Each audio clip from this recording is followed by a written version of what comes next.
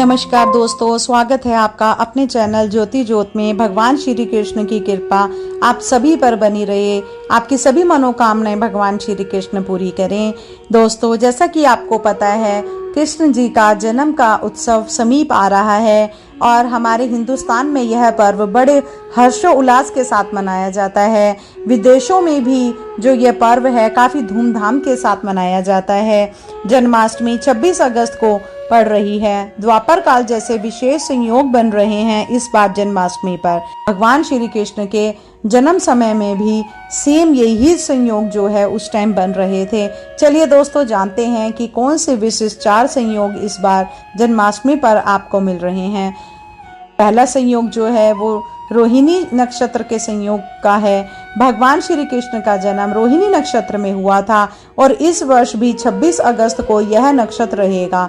इस बार रोहिणी नक्षत्र रात 9:10 से शुरू हो जाएगा और प्रकार अर्धरात्रि में अष्टमी तिथि रोहिणी नक्षत्र साथ ही सोमवार का दिन मिल जाने से जयंती योग का उत्तम अवसर प्राप्त हो रहा है। रोहिणी नक्षत्र का स्वामी चंद्रमा है और चंद्रमा का संबंध मन और मनोभावों से होता है। इस नक्षत्र में जन्मे व्यक्ति में तेज बुद्धि, आकर्षक व्यक्तित्व और उच्च मानसिक क्षमता होती है।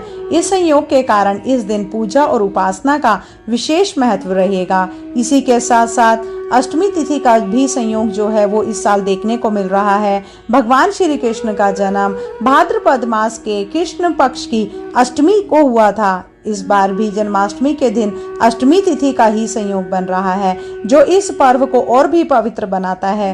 धार्मिक मान्यताओं के अनुसार इस दिन पर्व और उपासना करने से भक्तों को विशेष फल की प्राप्ति होती है।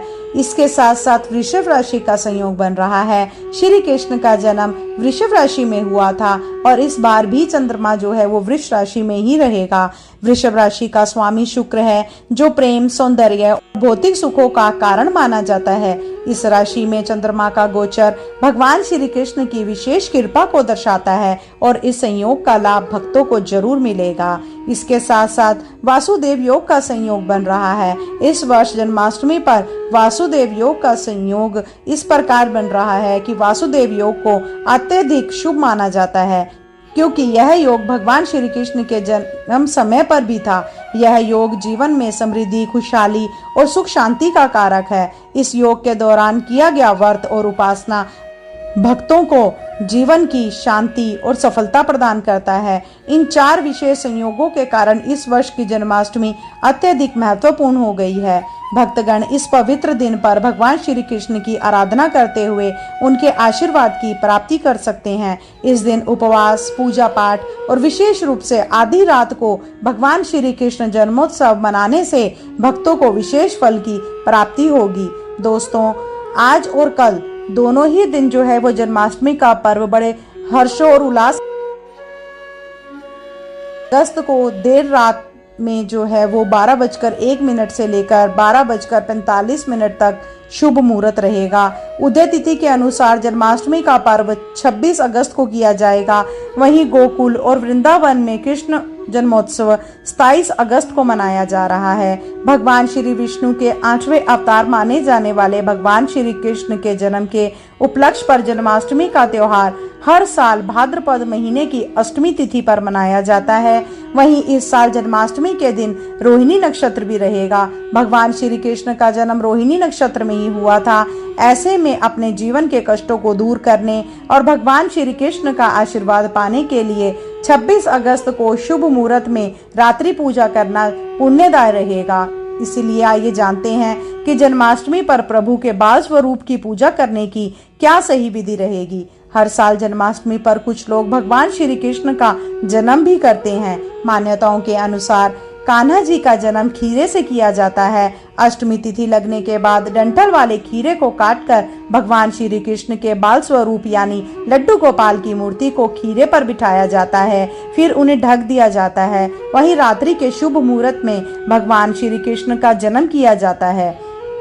मदद से खीरे को डंठल से अलग किया जाता है। इसे नाल छेदन भी कहा जाता है। भगवान का जन्म होने के बाद लड्डू गोपाल को खीरे से बाहर निकाला जाता है। श्री कृष्ण की बाल लीलाओं का स्मरण किया जाता है।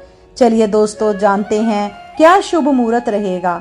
ज्योतिषी गणना के अनुसार भाद्रपद माह के कृष्ण पक्ष की अष्टमी तिथि 26 अगस्त को देर रात 3:39 पर शुरू होगी और अगले दिन 27 अगस्त को देर रात 2:19 पर समाप्त होगी। कृष्ण जन्माष्टमी का मध्य रात्रि में भगवान श्री कृष्ण का अवतरण हुआ। इस दिन पूजा का समय 27 अगस्त को देर रात 12:01 से लेकर 12:45 तक का समय रहेगा। इस समय में भगवान श्री कृष्ण की पूजना उपासना आप लोग कर सकते हैं।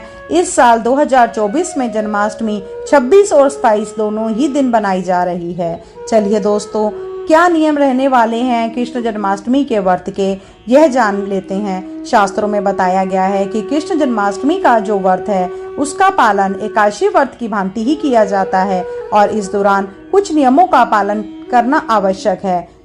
जन्माष्टमी व्रत के दिन अन्न ग्रहण करने की मनाही होती है। साथ ही जन्माष्टमी व्रत का पारण सूर्य उदय के बाद ही, अष्टमी तिथि के बाद या अष्टमी तिथि समाप्त होने के बाद ही करना चाहिए। इस दौरान मन में किसी भी प्रकार के नकारात्मक विचारों को नहीं लाना चाहिए और मांस, मदिरा, प्याज, लहसुन आदि का सेवन बिल्कुल नहीं करना चाहिए। इस दिन भगवान श्री कृष्ण की पूजा का विधान है। ऐसी मान्यता है कि इस दिन भगवान श्री कृष्ण की पूजा करने से जीवन के सभी कष्टों का नाश होता है, साथ ही संतान संबंधी मुश्किलें भी दूर होती हैं। यह त्योहार बुराई पर अच्छाई की जीत का प्रतीक है। ऐसे में इसका उपवास जरूर करें। हिंदू धर्म में भगवान श्री कृष्ण की जन्माष्टमी के दिन बहुत ही महत्वपूर्ण माना जाता है। यह दिन भगवान श्री कृष्ण की पूजा के लिए बेहद खास माना गया है। मान्यताओं के अनुसार लोग इस दिन का उपवास रखते हैं और भगवान श्री कृष्ण के लड्डू गोपाल स्वरूप की पूजा पूर्ण श्रद्धा के साथ करते हैं। चलिए दोस्तों, जानते हैं क्या पूजा विधि रहेगी। साधक सुबह उठकर स्नान करें। इसके बाद जो व्रत रखना चाहते हैं वे लोग कान्हा का आशीर्वाद लेकर व्रत का संकल्प अवश्य करें। एक लकड़ी की चौकी पर भगवान कृष्ण की एक प्रतिमा स्थापित करें। पंचामृत, गंगा जल और शुद्ध जल से कृष्ण जी का अभिषेक करें। गोपी चंदन या हल्दी का तिलक लगाएं। माखन मिश्री पर तुलसी दल रखकर उनका भोग लगाएं। भगवान कृष्ण के वैदिक मंत्रों का जाप करें। आरती के साथ अपनी पूजा का संकल्प करें। पूजा के बाद शंखनाद अवश्य करें। फिर पूजा में हुई गलती के लिए माफी मांगे। रात को 12 बजे भगवान श्री कृष्ण के जन्मोत्सव के समय महाआरती करें और श्री कृष्ण से अपने जीवन में सुख, शांति और समृद्धि की कामना करें। इस दिन किया गया व्रत और उपासना जीवन में विशेष फल प्राप्त प्रदान करता है और भगवान श्री कृष्ण की कृपा सदैव बनी रहती है। इस जन्माष्टमी श्री कृष्ण की विशेष कृपा के लिए भक्तों के जीवन में आनंद, प्रेम और सफलता का संचार होगा। इस पावन अवसर पर भगवान श्री कृष्ण के आशीर्वाद की प्राप्ति के लिए पूरी श्रद्धा और भक्ति से उनकी आराधना करें। अगले दिन भगवान कृष्ण के भोग से अपने व्रत का पारण करें, गरीबों की मदद करें। इस प्रकार से है श्री कृष्ण जन्माष्टमी के व्रत की कथा।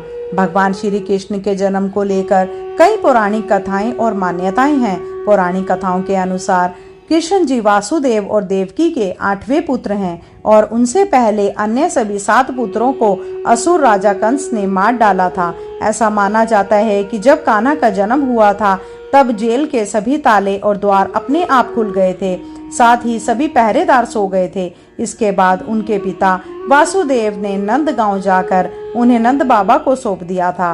अतः श्री कृष्ण ने कंस का वध कर प्रजा को उसके अत्याचारों से मुक्ति दिलाई और पूर्ण पृथ्वी पर फिर से सुख शांति का वास हो गया था। आपको बता दें, कृष्ण जन्माष्टमी का त्योहार बुराई पर अच्छाई की जीत का प्रतीक है। ऐसा कहा जाता है कि जो साधक इस दिन श्री कृष्ण की पूजा सच्चे दिल से करते हैं उनके सभी दुखों का नाश होता है। दोस्तों, अगर मेरे द्वारा बताई गई यह जानकारी आपको अच्छी लगी हो तो कृपया करके मेरे चैनल को सब्सक्राइब करें, लाइक करें और शेयर करें। धन्यवाद।